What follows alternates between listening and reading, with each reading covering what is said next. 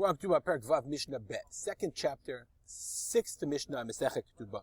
So let's look at our chart. We've learned that when a person wants to give, when Lavan wants to marry his daughter Rachel, so the idea is Chazal made rules because they wanted him to give her a big dowry, a big nedunya, so that she'd have potential suitors, many potential suitors.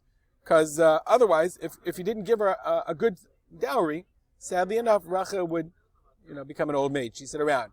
Because let's be honest, as we're going to see, marriage was first and foremost a financial agreement, not really the partnership that we would like it to be. Maybe that developed later over time. So he gave a ton of money. Okay, so now let's say he said, okay, he promised, a tremendous amount of money for Rachel to marry Yaakov.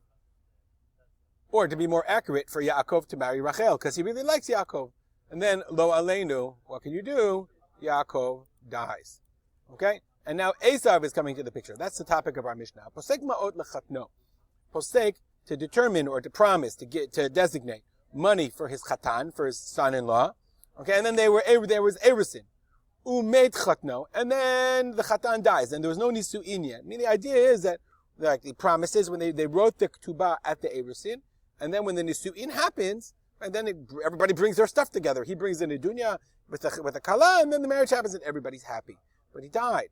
So now the question is that money still obligated? So now he dies. Let's go back to our. So Esav is like, okay, ready to do yibum, no problem whatsoever. Do I get the money? I want the money. Great, it's a great deal. So the Mishnah says, Amu Chachamim. The Chachamim said, Yacholhu shiomar. So the father-in-law could say, La'achicha iti rutza liten. I wanted to give it to your brother-in-law. V'lecha ulecha iyef shiliten. I don't want to give it to you. Okay? So he could say, O chalitz o yabem. You can do chalitz or yibum, but I don't really want to give you the money. But v'ilu le'achiv, but to the original brother who died, O yitein mashe pasak, O shetalbin, teshev al shetalbin rosha. Very interesting. The Bartuner says, let's say Yaakov, so if Yaakov dies, he says, Esav, listen, do chalitz or yibum, money is off the table. But let's say Yaakov is not dead. Yaakov is very much alive, and Yaakov is very much alive, and Rachel gets cold feet, and then so they do erusin. Yaakov does erusin. Esav's out of the picture. Yaakov does erusin, and then Lavan says, you know what? I don't really like you so much. So Yaakov has two choices. He has two choices. Yaakov can say, okay, you know what? Give me what? Give me the money. O teshev al shetalbin rosha.